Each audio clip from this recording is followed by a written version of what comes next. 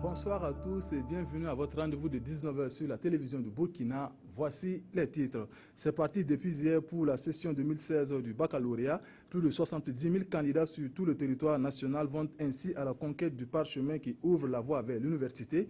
Nous rendrons dans deux régions, à savoir l'Est et le Sahel, pour voir l'ambiance qui a régné en ce premier jour. Et puis 16 juin 1976, 16 juin 2016, 40 ans que des centaines d'enfants ont été assassinés à Soweto dans l'Afrique du Sud en plein apartheid. En ce 16 juin consacré journée de l'enfant africain, les églises évangéliques de Dédougou et Nouna l'ont célébré avec les enfants démunis des centres de développement pour enfants.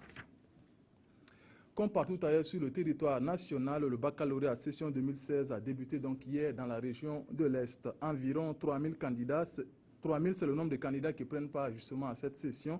Dans cette région, retour sur le lancement des épreuves intervenues au lycée professionnel régional Yandambili avec Yacouba Kina et Lambert Soma. Dans quelques minutes, ces candidats au baccalauréat affronteront l'épreuve de français. Tout porte à croire qu'ils se sont bien préparés. Je me sens à l'aise et on attend impatiemment les épreuves. Tout le monde est concentré. Je pense qu'avec l'aide des professeurs, ce qu'ils nous ont appris, je pense que ça va aller. À l'arrivée des autorités, l'on procède à l'ouverture des cantines contenant les épreuves. Peu avant 7h30, le dispatching des enveloppes est pratiquement terminé et le top de départ est donné par le PDS qui a prodigué des conseils aux candidats.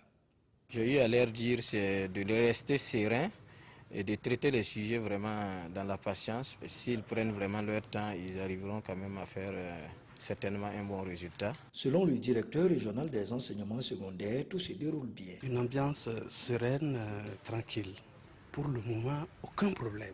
Nous avons au total 2890 candidats, dont 1176 pour la série D, 1608 pour la série A4, 5 pour la série A5 et 81 candidats pour la série G2. Le sujet est maintenant entre les mains des candidats. Il ne leur reste plus qu'à se mettre au travail avec l'espoir d'obtenir le précieux diplôme qui leur ouvrira les portes de l'université. Dans la région du Sahel, 987 candidats sont à la conquête du premier diplôme universitaire pour cette session de 2016. Ces candidats sont répartis dans les deux centres qui sont Djibo et Dori. Dori où les autorités ont procédé au lancement des épreuves. Yacouba Ouedraogo, Sekou Zongo.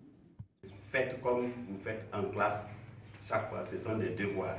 Aujourd'hui, c'est particulier et nous vous souhaitons beaucoup de courage et surtout bonne chance.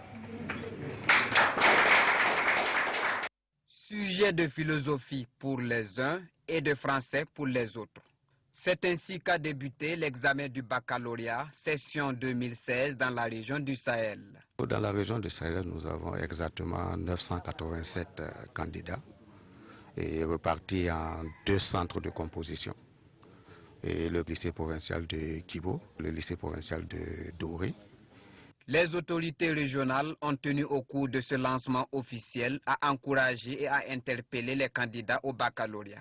Et le conseil que nous pouvons donner aux candidats, c'est de tout mettre en œuvre pour éviter la fraude, de se concentrer et de travailler sérieusement. Pour la présente session, les candidats de la région du Sahel composent dans les séries A4, A5 et D. À mon avis, je crois que non, c'est abordable. Et je reste confiante pour les autres sujets. On parlait de la violence et je pense que j'ai eu à étaler les connaissances que j'avais sur la violence, les espoirs. C'est sur ces notes d'espoir que le Sahel souhaite avoir un bon taux de réussite à cette session du baccalauréat. 16 juin 1976, une centaine d'enfants lors d'une marche pour leurs droits sont massacrés à Soweto, en Afrique du Sud, marquée alors par l'apartheid. Depuis, chaque 16 juin est donc célébrée la journée de l'enfant africain. Les églises évangéliques de Dédougou et Nouna ont célébré cette journée 2016 aux côtés d'enfants démunis de 12 CED, Centre de développement pour enfants. Yves Rwamba, Aïcha Dianda, Paul Savadogo. Défilés, Kerch et Balé ont entre autres marqué cette journée de l'enfant africain célébrée par les églises évangéliques de Dédoukou et de Nouna en partenariat avec Compassion Internationale Burkina Faso ce 16 juin. en organisant cette journée sous le thème « Conflits et crises en Afrique, protégeant les droits des enfants », Compassion internationale vise à impliquer tous les acteurs de développement de l'enfant pour les permettre vraiment de s'investir dans le développement holistique des enfants, à nous accompagner effectivement pour que nous puissions permettre que ces enfants deviennent des adultes responsables et accomplis. 12 centres de développement pour enfants CDE de Dédougou et Nouna bénéficient des appuis de cette organisation et ces centres occupent une place capitale au sein de l'Église. Les CDE jouent un grand rôle en ce qu'ils s'occupent réellement des enfants démunis, social en général. On leur donne des enseignements, on leur donne tout le nécessaire pour qu'ils soient des bons citoyens. Et dans l'Église, disons que c'est un travail que l'Église fait pour la gloire de Dieu. Et cela nous a permis de passer un message également aux enfants pour leur demander donc de respecter les parents et puis donc d'être de bons citoyens. Mais également, à notre qualité de gouverneur, nous avons passé un message qui est de faire en sorte que les encadreurs, les parents d'élèves que nous sommes, nous puissions aussi respecter et reconnaître les droits des enfants. C'est avec enthousiasme que les enfants venus des CDE ont commémoré cette journée. Ils s'engagent à travailler pour changer le visage de l'Afrique de demain. Rendons-nous maintenant dans la région du Nord où les associations Béonéré et SOS 100 ont organisé à Waïguya la 13e journée régionale du don de sang. Objectif, vaincre le paludisme et le manque de sang dans les formations sanitaires. Irénée Kaboré, Alain Alidou Savadogo. Alimenter les banques de sang de nos hôpitaux pour une meilleure prise en charge des malades, c'est l'objectif des associations Béonéré et SOS 100 en organisant cette journée de don de sang. En cette période d'hivernage, le paludisme est la principale cause du manque de sang. À travers cette cérémonie, ces associations rappellent à la population que donner son sang, c'est sauver des vies. C'est l'occasion pour nous aussi de profiter de cette journée pour interpeller à nos premiers responsables, interpeller la population et interpeller d'une manière générale tous ceux qui n'ont pas encore adhéré au don de sang, d'adhérer au don de sang. Parce qu'aujourd'hui, c'est le vagin qui demande le sang. Demain, ça peut être soi-même qui en a besoin. Une occasion pour les responsables de la santé d'encourager les associations qui œuvrent pour la disponibilité de ces précieux liquides dans nos formations sanitaires. Régulièrement, nous entendons dans les CHR dire que des vies humaines ont été faussées faute de sang.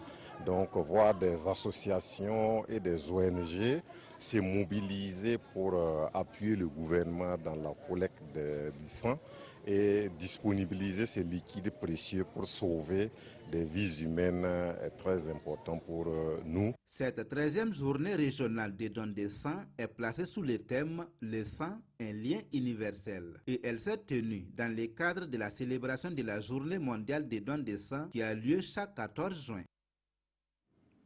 Les fidèles musulmans du secteur 21 de Bobo-Dioulasso ont un nouveau cadre pour accomplir le second pilier de l'islam en ce mois de jeûne. Il s'agit d'une mosquée réalisée grâce au soutien de partenaires arabes d'Afrique de l'Ouest. Outre cette mosquée, un ensemble d'infrastructures scolaires et socio-économiques ont aussi été réalisées pour un coût global de 80 millions de francs CFA. Drissa Traoré, Ahadi Sandamba. Un coup de ciseau et la plus grande mosquée du secteur 21 de Bobo-Dioulasso accueille sa toute première prière, la prière de vendredi, en plein Ramadan.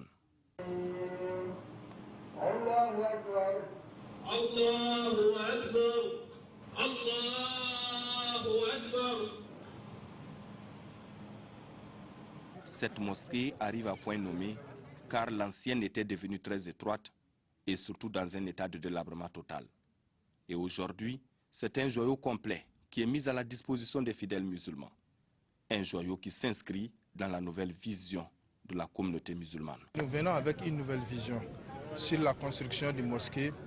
Vous voyez que la mosquée est là. Nous avons l'éducation, les classes, il y a 6 classes qui sont là. Nous avons l'administration, les bureaux. Nous avons un dortoir pour l'imam qui va rester dans la zone pour voir les problèmes des musulmans. En plus, nous avons la boutique qui fait la partie économique de la mosquée. Nous avons encore un forage, ça sert tous les quartiers, musulmans, non musulmans, ça nous sert tous. Construit sur un financement de partenaires arabes, le joyau a coûté 80 millions de francs CFA. et à la communauté musulmane burkinabé d'exhorter les fidèles musulmans à en faire un lieu de référence en matière d'éducation religieuse et surtout à en faire un bon usage.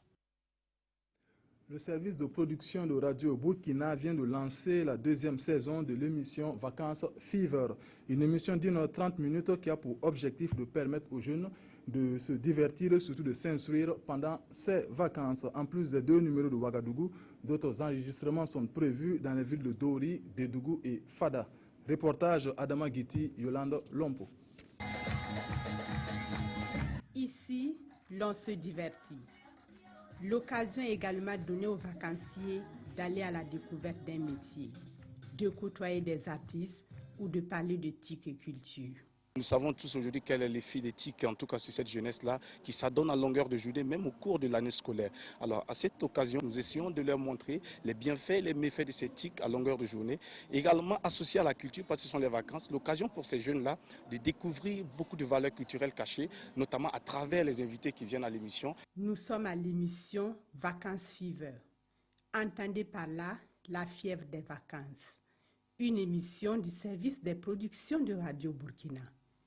Composée de 13 numéros, la deuxième saison de cette émission d'1h30 sera diffusée chaque samedi à partir de 16h05 sur la 99.9 et ce jusqu'en fin septembre 2016.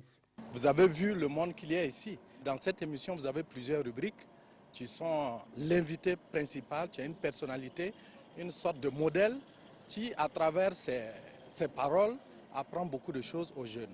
Vous avez également des rubriques telles que le plat du jour, où vous avez un menu que l'on vous propose et à vous de le confectionner chez vous à la maison. Vous avez également Fashion Club et puis beaucoup d'autres rubriques. Pour l'enregistrement du prochain numéro de Vacances Fever 2, le public est attendu le 25 juin 2016 à partir de 15h au rond-point de la Padoue. C'est la fin de cette édition. Je vous retrouve demain à la même heure. Bonne suite de programme. Bonsoir.